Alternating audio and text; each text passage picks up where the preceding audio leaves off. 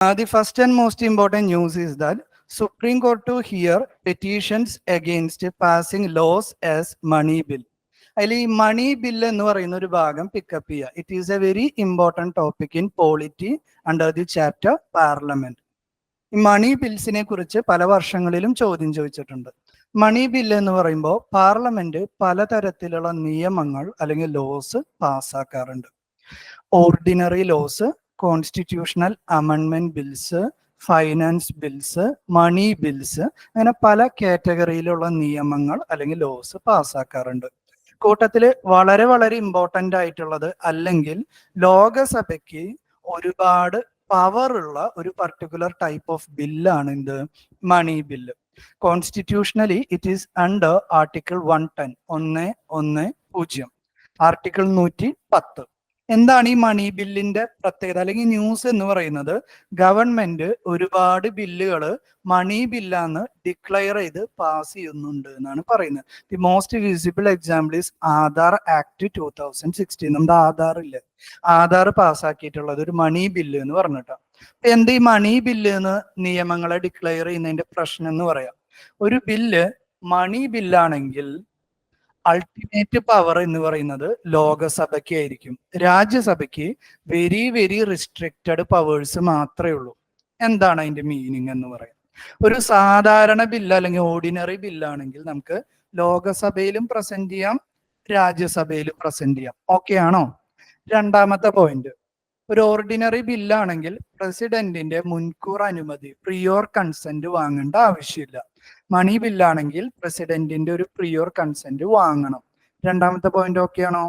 ഇനി ഒരു സാധാരണ ബില്ലാണെങ്കിൽ ഒരു പ്രൊസീജിയർ എന്ന് പറഞ്ഞു കഴിഞ്ഞാൽ രാജ്യസഭയിലാണ് ഒരു നിയമം അവതരിപ്പിക്കുന്നതെങ്കിൽ രാജ്യസഭയിൽ അത് പാസ്സാക്കും, അതിനുശേഷം അത് എങ്ങോട്ടേക്ക് കൊടുക്കും? ലോകസഭയിലേക്ക് കൊടുക്കും. ലോകസഭയിലും അത് പാസ്സായി പ്രസിഡന്റ് ഒപ്പുവെക്കുമ്പോഴാണ് അതെന്തായിട്ട് മാറുക? ലോ അല്ലെങ്കിൽ നിയമമായിട്ട് മാറുക. ഓക്കെ അല്ല? ഇപ്പൊ സാധാരണ രീതിയിൽ രാജ്യസഭയിൽ നിന്ന് ഒരു ലെജിസ്ലേഷൻ ലോകസഭയിലേക്ക് പോയാലോ ലോകസഭയിൽ നിന്നൊന്ന് രാജ്യസഭയിലേക്ക് പോയാലോ രണ്ട് സഭകൾക്ക് എന്തിനുള്ള അധികാരമുണ്ട്? ഓൾറെഡി ഇൻട്രൊഡ്യൂസ് ചെയ്ത ഹൗസ് ഏതാണോ അവരെന്തേലും റെക്കമെൻഡേഷൻ പറയുകയാണെങ്കിൽ അത് കൺസിഡർ ചെയ്യാനുള്ള അധികാരമുണ്ട്. ഒന്നും കൂടി എക്സ്പ്ലെയിൻ ചെയ്യാം. ലോകസഭ ഒരു ഓർഡിനറി ബില്ല് പാസ്സാക്കാണ്. ഓക്കെ ആണോ? ലോകസഭ ഒരു സാധാരണ ബില്ല് പാസ്സാക്കാണ്.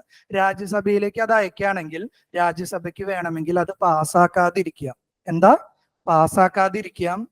ഇനി ആ ബില്ലിൽ എന്തെങ്കിലും മാറ്റങ്ങൾ വേണമെങ്കിൽ മാറ്റങ്ങൾ കൊണ്ടുവരാം. ഈ എല്ലാ അധികാരവും രാജ്യസഭയ്ക്ക് ഉണ്ട്. ഓക്കെ ആണോ? ഇനി മണി ബില്ലാണെങ്കിൽ എന്താ പ്രശ്നം എന്ന് വെച്ച് കഴിഞ്ഞാൽ രാജ്യസഭയ്ക്ക് എന്ത് ചെയ്യാൻ വേണ്ടി പറ്റില്ല? മണി ബില്ല് ഇൻട്രൊഡ്യൂസ് ചെയ്യാൻ പറ്റില്ല. രണ്ടാമത്തെ പോയിന്റ്, ലോക്സഭയോട് അവർക്ക് എന്ത് ചെയ്യാനേ പറ്റുള്ളൂ? മാറ്റം വരുത്താൻ പറ്റില്ല. മാറ്റങ്ങൾ കൊണ്ടുവരാൻ സാധിക്കുമോ? റെക്കമെൻഡ് ചെയ്യാനേ പറ്റുള്ളൂ. എന്തിനുള്ള അധികാരമില്ല? മാറ്റാനുള്ള അധികാരമില്ല. ഓക്കെ ആണോ? ഇതാണ് ഒരു ജനറൽ. ഇത്രയൊക്കെ ഈ ഒരു സ്റ്റേജിൽ മനസ്സിലാക്കിയാൽ മതി കേട്ടോ. പറയുന്ന പോയിന്റ് അത്യാവശ്യം മനസ്സിലാവുന്നില്ലേ? സെക്കൻഡ് ന്യൂസ് നമ്മുടെ എക്കണോമിയുടെ ഭാഗത്ത് നിന്നാണ്, ഫ്രണ്ട് പേജിൽ തന്നെയുള്ളതാണ്. Trade deficit widens 9.4%. Imports outpaces export. അതിന് നമുക്കൊരു വേർഡ് ഇങ്ങോട്ട് പിക്ക് ചെയ്യാം, ട്രേഡ് ഡെഫിസിറ്റ്. നമ്മളത് ഭാവിയിൽ നമ്മൾ എവിടെയാണ് പഠിക്കാന്ന് അറിയോ? നമുക്ക് എക്സ്റ്റേണൽ കൊമേഴ്ഷ്യൽ എന്നൊക്കെ പറയുന്ന ഒരു ഭാഗം നമുക്ക് വരുന്നുണ്ട്, അല്ലെങ്കിൽ ബാലൻസ് ഓഫ് പേയ്മെന്റ് എന്ന് പറയുന്ന ഒരു ഭാഗം ഭാവിയിൽ നമ്മൾ പഠിക്കും. ആ പഠിക്കുന്ന ഭാഗത്ത് വരുന്നതാണ് എന്ത്? ഈ പറയുന്ന ട്രേഡ് ഡെഫിസിറ്റ്. വളരെ സിമ്പിൾ ആയിട്ടുള്ള കൺസെപ്റ്റ് ആണ് അല്ലെ? നമ്മൾ പറഞ്ഞിരുന്നു ഇന്ത്യ എന്ന് പറയുന്ന ഒരു കൺട്രീനെ നമ്മൾ കൺസിഡർ ചെയ്യുകയാണെങ്കിൽ ഇന്ത്യക്കുള്ളിൽ മാത്രമാണോ പ്രൊഡക്റ്റ് പ്രൊഡ്യൂസ് ചെയ്യുന്നത്, വിൽക്കുന്നത്? അല്ലല്ലോ. ഇന്ത്യക്ക് പുറത്തേക്ക് എന്ത് ചെയ്യാറുണ്ട്? എക്സ്പോർട്ട് ചെയ്യാറുണ്ട്. ശരിയല്ല? സിമിലർലി ഇന്ത്യയിൽ അവൈലബിൾ ആയിട്ടുള്ള പ്രൊഡക്ട്സുകൾ നിങ്ങൾ ചെക്ക് ചെയ്യുകയാണെങ്കിൽ എല്ലാം ഇന്ത്യയിൽ പ്രൊഡ്യൂസ് ചെയ്തതാണോ? അല്ല. We are also importing goods and services from other countries. ശരിയല്ല? ഇപ്പൊ ട്രേഡ് ഡെഫിസിറ്റ് എന്ന് പറയുമ്പോൾ ഇറ്റ്സ് എ സിമ്പിൾ ടേം. നോക്കി, എന്താണ് ട്രേഡ് ഡെഫിസിറ്റ് എന്ന് പറഞ്ഞു കഴിഞ്ഞാൽ എക്സ്പോർട്ട് മൈനസ് ഇമ്പോർട്ട് ആണ് ജനറലി. ഈ എക്സ്പോർട്ട് മൈനസ് ഇമ്പോർട്ട് നമ്മൾ ചെയ്യുന്ന സമയത്ത് അതിന്റെ ഉത്തരം നെഗറ്റീവ് ആണെങ്കിൽ എപ്പോഴും ഇത് നെഗറ്റീവ് വരാം? When import is higher than export. നമ്മൾ പുറത്തേക്ക് അയക്കുന്നതിനേക്കാൾ കൂടുതൽ നമ്മുടെ നാട്ടിലേക്ക് വരുമ്പോ എന്താ ഉണ്ടാവുക? ചിന്തിക്ക്. ഇന്ത്യക്ക് പുറത്തേക്ക് നമ്മൾ കച്ചവടം ചെയ്യുമ്പോൾ ജനറലി നമ്മൾ ഇന്ത്യ റുപ്പി ആയിരിക്കും ഉപയോഗിക്കുക.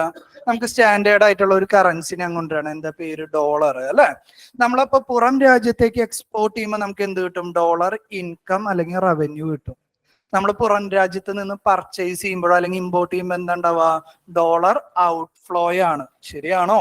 ഇപ്പൊ എക്സ്പോർട്ടിനേക്കാളും കൂടുതൽ ഇമ്പോർട്ട് വരുമ്പോ എന്താ ഉണ്ടാവുക? നമ്മുടെ നാട്ടിൽ നിന്ന് ഒരുപാട് ഡോളർ പുറത്തേക്ക് ഫ്ലോ ചെയ്യും. ഈ ഒരു സിറ്റുവേഷനെയാണ് നമ്മൾ എന്തെന്ന് പേര് പറയാ? Trade deficit. ഓക്കെ അല്ലേ? ഇതിന്റെ പല ഡിഫറെന്റ് ഫോംസ് ഉണ്ട്. ജനറലി ഇക്വേഷനെ നമ്മൾ ട്രേഡ് ബാലൻസ് എന്ന് പറയും. എക്സ്പോർട്ടും ഇമ്പോർട്ടും ഈക്വൽ ആകുമ്പോഴാണ് അത് ബാലൻസ് ആകുന്നത്.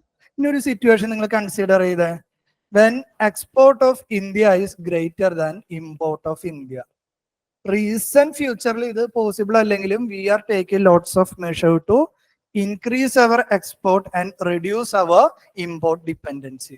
എക്സ്പോർട്ട് ഇമ്പോർട്ടിനേക്കാളും കൂടുതലാണെങ്കിൽ ഈ ഡിഫറൻസ് എടുത്ത പോസിറ്റീവ് ആണോ നെഗറ്റീവ് ആണോ? പോസിറ്റീവ് ആണ്. Which is called trade surplus. Surplus എന്ന വാക്കിന് അർത്ഥം എന്താ? സംതിങ് വിച്ച് ഈസ് ഗ്രേറ്റർ അല്ലെ.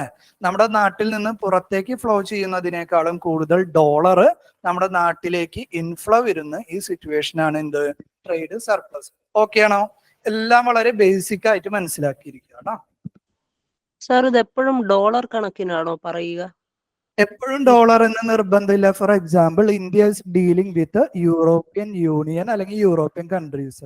അപ്പൊ നമ്മൾ അത് ഇന്ത്യയുടെ ടൈംസിലാണ്. അവിടെ ചിലപ്പോ യൂറോ എന്ന് പറയുന്ന കറൻസിയിലായിരിക്കും നമ്മളത് ട്രേഡ് നടത്താം. ഇപ്പൊ റഷ്യ ആയിട്ടാണെങ്കിൽ നമ്മൾ ട്രേഡ് നടത്തുകയാണെങ്കിൽ റഷ്യ അമേരിക്ക ഒക്കെ തമ്മിൽ കുറച്ച് പ്രശ്നമുള്ളത് കൊണ്ട് നമ്മൾ ഡോളർ ഉപയോഗിക്കില്ല. റഷ്യയുടെ കറൻസി ആയിട്ടുള്ള റൂബിളാണ് നമ്മൾ ഉപയോഗിക്കുക. ജപ്പാനായിട്ടാണ് നമ്മൾ ട്രേഡ് നടത്തുന്നതെങ്കിൽ ജപ്പാനായിട്ട് നമ്മൾ ഏത് കറൻസി ആയിരിക്കും? ജാപ്പനീസ് യെൻ എന്ന് പറയുന്ന ഒരു കറൻസി ഉപയോഗിക്കാം. ചൈന ആണെങ്കിൽ ചൈനയുടെ കറൻസി യുവാൻ അല്ലെങ്കിൽ റെൻമിൻബി ഉപയോഗിക്കാം. ഓക്കെ അല്ലേ? അപ്പൊ നമ്മൾ ജനറലി ഗ്ലോബലി റെക്കഗ്നൈസ്ഡ് ആയിട്ടുള്ള ഒരു ഡോളർ എന്ന് പറയുന്ന ഒരു കറൻസി ഉപയോഗിക്കുന്നു എന്നുള്ളൂ. അതിനർത്ഥം എല്ലാ രാജ്യങ്ങളുമായി നമ്മൾ ഡോളറിലാണ് ട്രേഡ് നടത്തുന്നത് എന്ന് യാതൊരു നിർബന്ധവും ഇല്ല കേട്ടോ. റീസെന്റ് ഡേയ്സിലാണെങ്കിൽ നമ്മൾ കാണുന്നത് ഡോളറിന്റെ ഇൻഫ്ലുവൻസ് കുറയ്ക്കാനാണ് ശ്രമിക്കുന്നത്. ഇന്ത്യ പല രാജ്യങ്ങളുമായി ട്രേഡ്, രണ്ട് രാജ്യങ്ങൾ തമ്മിലുള്ള ട്രേഡിനെ നമ്മൾ പറയുന്ന വാക്കാണ് ബൈലാറ്ററൽ ട്രേഡ്. എന്താ പേര് പറയാ? Bilateral trade. രണ്ട് രാജ്യങ്ങളുമായി ഇന്ത്യ ട്രേഡ് നടത്തുന്ന സമയത്ത് ഇന്ത്യ കൂടുതലായിട്ട് ഇന്ത്യൻ റുപ്പീസിൽ എന്ത് ചെയ്യാൻ ശ്രമിക്കുന്നുണ്ട്? എക്സ്ചേഞ്ച് ചെയ്യാൻ വേണ്ടി ശ്രമിക്കുന്നുണ്ട്. Example, India UAE. കഴിഞ്ഞ കുറച്ച് ദിവസം മുന്നേ നിങ്ങൾ ന്യൂസ് പേപ്പറിൽ കണ്ടിട്ടുണ്ടാവും, ഇന്ത്യയിൽ നമ്മൾ ഉപയോഗിക്കുന്ന Paytm പോലെയുള്ള ആപ്പുകൾ അല്ലെങ്കിൽ നമ്മുടെ UPI എന്ന് പറയുന്ന ആശയം സിംഗപ്പൂരിൽ നമുക്ക് ഉപയോഗിക്കാമെന്ന് പറയുന്നുണ്ട്. സിംഗപ്പൂരിന്റെ കൗണ്ടർ പാർട്ടായിട്ട് നമുക്ക് ഉപയോഗിക്കാറുണ്ട്. Recent days what we are seeing is called de dollarization. പുതിയൊരു വാക്ക് പരിചയപ്പെട്ടു. എന്താ? De dollarization. എന്തായിരിക്കും? ഇന്റർനാഷണൽ ട്രേഡില് ഡോളറിന് ഉണ്ടാവുന്ന ഇമ്പോർട്ടൻസ് റെഡ്യൂസ് ചെയ്യുന്നതിന് വേണ്ടി എന്ത് ചെയ്യാണ്? രാജ്യങ്ങളുടെ അവരുടെ സ്വന്തം കറൻസി ട്രേഡിന് ഉപയോഗിക്കുന്നതിന് വിളിക്കുന്ന പേരാണ് ഡി ഡോളറൈസേഷൻ. ഇത്രയൊക്കെ അല്ലേ? ഇതൊക്കെ നമ്മൾ പല ഭാഗങ്ങളും ഉപയോഗിക്കും. ചോദിക്കും, no whenever we are exporting we are getting. Yeah, right. The stability of a country depends upon how much foreign reserve they have. Dollar കുറെ കയ്യിലുണ്ടെങ്കിൽ നമുക്ക് എന്തെങ്കിലും ഫൈനാൻഷ്യൽ സിറ്റുവേഷൻ വന്നു കഴിഞ്ഞാൽ ഇറ്റ്സ് എ ബാക്കപ്പ് ഓർ നമുക്കതൊരു ഷോക്കപ്സ് മാതിരി വർക്ക് ചെയ്യും. നമുക്കത് എടുത്ത് ഉപയോഗിക്കാം. ഓക്കെ അല്ല? ഇതൊക്കെ നമ്മൾ ഡീറ്റെയിൽഡ് ആയിട്ട് നമ്മൾ എടുക്കും കേട്ടോ ഇന്റർനാഷണൽ ട്രേഡ് എന്ന് പറയുന്ന ചാപ്റ്ററിൽ. ഇതൊക്കെ ഞാനിപ്പോ എന്തിനാ നിങ്ങൾക്ക് പറയുന്നത്? ഓൾറെഡി ന്യൂസ് പേപ്പർ വായിക്കുമ്പോൾ ഇതൊന്നും നിങ്ങൾക്ക് ഒട്ടും ഐഡിയ ഇല്ലാതിരിക്കരുത്, അതിനാണ് കേട്ടോ പറയുന്നത്. പിന്നെ ഓൾറെഡി ഒരു തവണ കേട്ട പിന്നീട് ഡീറ്റെയിൽഡ് ആയിട്ട് എടുക്കുമ്പോൾ ഒരു ടച്ച് ഉണ്ടാവില്ല നിങ്ങൾക്ക്, അതിന് വേണ്ടിയിട്ടാണ് കേട്ടോ. Third news is it is related to environment and ecology. NGT issues notice on contamination. So pick up the word NGT.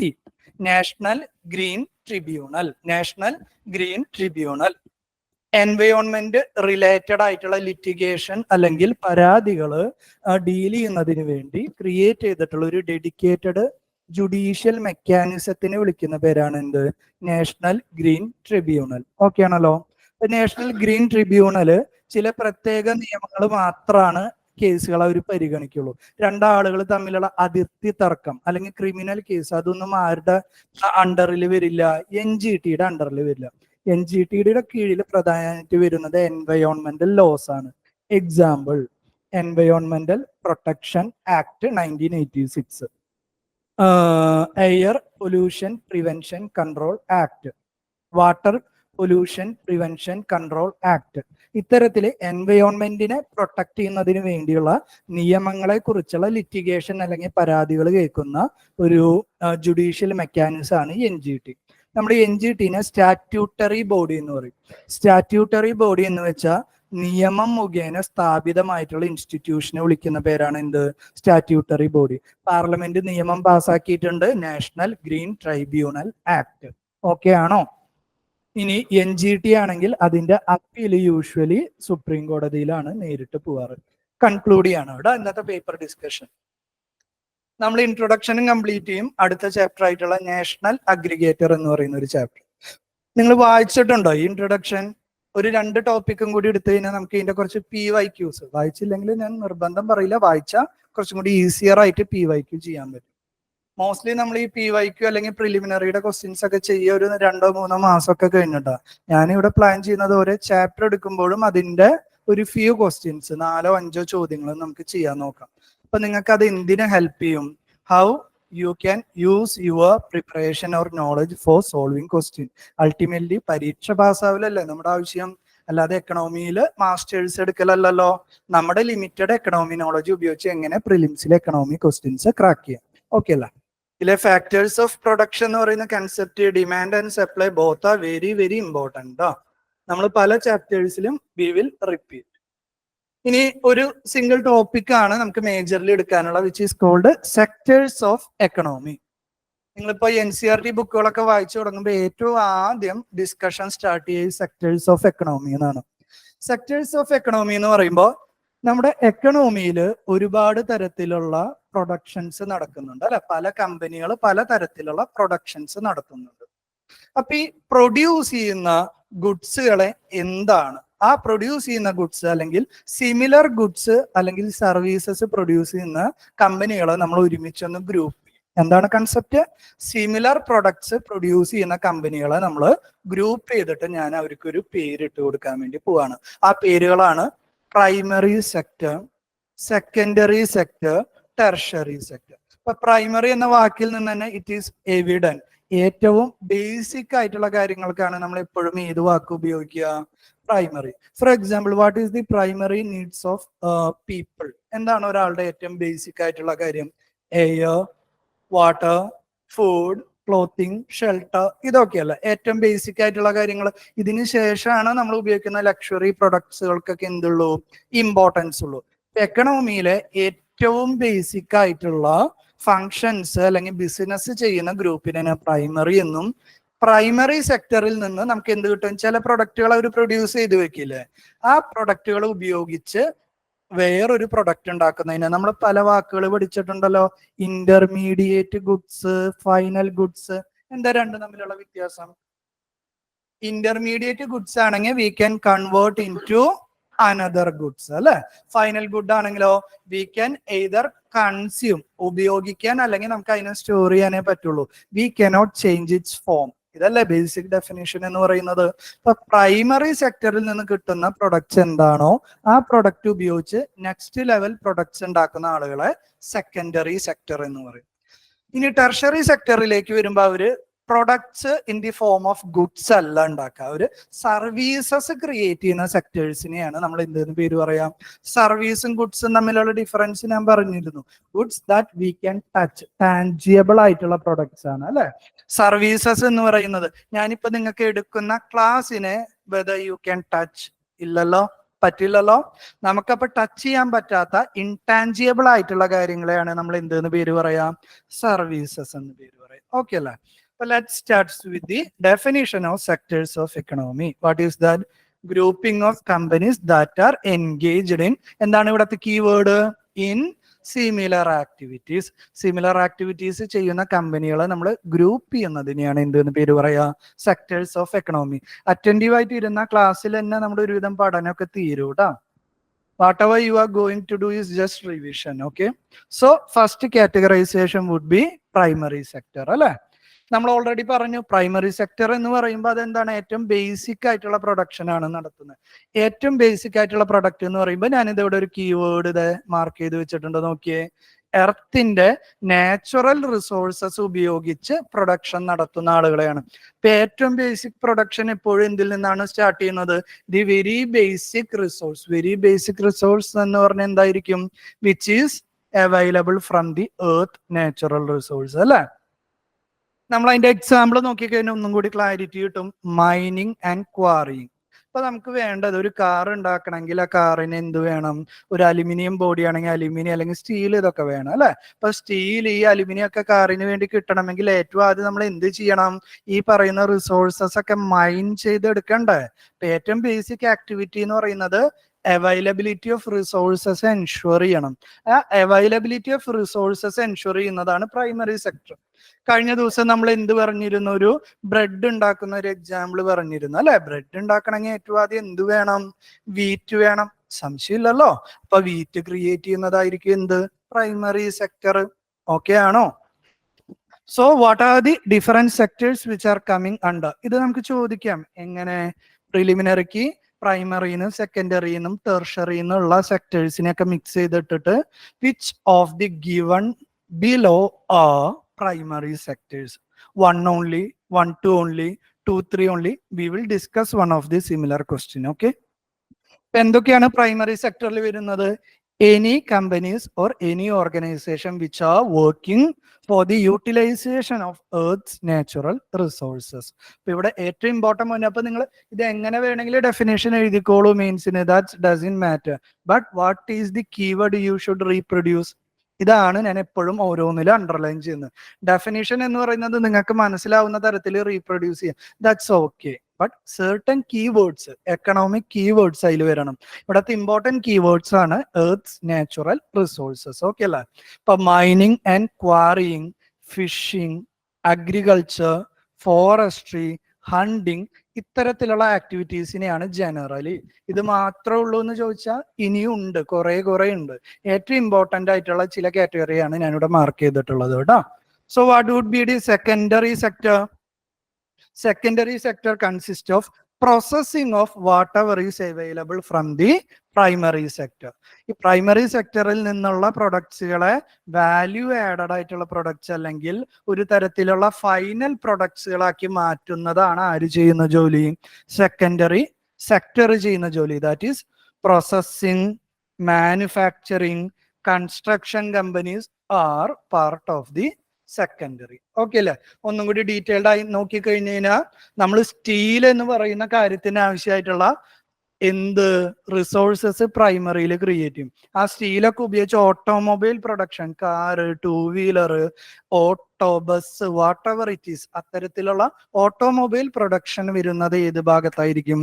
Secondary സെക്ടറിലായിരിക്കും. Okay അല്ലേ? Next one textile. ടെക്സ്റ്റൈൽ എന്ന് പറഞ്ഞാൽ വസ്ത്രനിർമ്മാണം. ഇപ്പൊ ഈ ടെക്സ്റ്റൈൽസ് ഉണ്ടാക്കണമെങ്കിൽ ഏറ്റവും ബേസിക് അതിന് മുന്നേ നമ്മൾ എന്താ റോ മെറ്റീരിയൽ ആയിട്ടുള്ള കോട്ടൺ പ്രൊഡ്യൂസ് ചെയ്യണം. അല്ലെ? ജൂട്ട് ആവാം, കോട്ടൺ ആവാം, ദാറ്റ് ഡസന്റ് മാറ്റർ. ആ കോട്ടൺ പ്രൊഡ്യൂസ് ചെയ്യുന്നത് എവിടെയായിരിക്കും? അഗ്രികൾച്ചർ പ്രൈമറി സെക്ടറിലായിരിക്കും. ക്ലിയർ അല്ലേ? ബിൽഡിംഗ് കൺസ്ട്രക്ട് ചെയ്യണം. ബിൽഡിംഗ് കൺസ്ട്രക്ട് ചെയ്യണമെങ്കിൽ എന്ത് വേണം? ബേസിക് സിമെന്റ് വേണം. സംശയമില്ലല്ലോ. അതേപോലെ നമുക്ക് ഈ കമ്പികളൊക്കെ ഉണ്ടാക്കണമെങ്കിൽ അയൺ വേണം. ഈ അയൺ ആണെങ്കിലും സിമെന്റ് ആണെങ്കിലും ഉണ്ടാക്കേണ്ട റോ മെറ്റീരിയൽ എവിടെ നിന്ന് വരണം? Mining and quarrying. That is part of primary. Primary സെക്ടറിൽ നിന്ന് കിട്ടുന്ന പ്രൊഡക്ട്സ് പ്രോസസ് ചെയ്ത് ഒരു ഫൈനൽ പ്രൊഡക്റ്റ് ക്രിയേറ്റ് ചെയ്യുന്ന ജോലിയാണ് ആരുടേത്? Secondary sector. വളരെ സിമ്പിൾ അല്ലേ? നെക്സ്റ്റ് വൺ എക്സാമ്പിളുകളൊക്കെ ജസ്റ്റ് വായിക്കാം. Third one tertiary sector is generally, ഈ ടെർഷറി സെക്ടറിനെ നമ്മൾ വിളിക്കുന്ന വേറൊരു പേരാണ് സർവീസ് സെക്ടർ. റീസെന്റ് ഡേയ്സിൽ നമുക്ക് കാണുകയാണെങ്കിൽ ഇതാണ് ഒരു ക്ലാസിക് ആയിട്ടുള്ള എക്കണോമിക് ക്ലാസിഫിക്കേഷൻ. റീസെന്റ് ഡേയ്സിലാണെങ്കിൽ ക്വാർട്ടറബിൾ എന്നൊക്കെ പറഞ്ഞിട്ട് ഇതിന്റെ സർവീസസിനെയും വീണ്ടും ഫർദർ ഡിവൈഡ് ചെയ്യുന്നതായിട്ട് നമുക്ക് കാണാം. നമുക്ക് അത്ര ഇൻഡെപ്ത് അനാലിസിസ് ഒന്നും ആവശ്യമില്ല. ബേസിക് ക്ലാസിഫിക്കേഷൻ ആണ് നമുക്ക് വേണ്ടു. Tertiary sector basically consist of what? Provision of services. Provision of services എന്ന് പറഞ്ഞാൽ അവിടെ എന്തായിരിക്കും? പ്രൈമറി സെക്ടറിനും സെക്കൻഡറി സെക്ടറിനും ആവശ്യമായിട്ടുള്ള ഒരുപാട് സർവീസസുകളുണ്ട്. ആ സർവീസസ് പ്രൊവൈഡ് ചെയ്യുന്നതായിരിക്കും ആര്? Tertiary sector.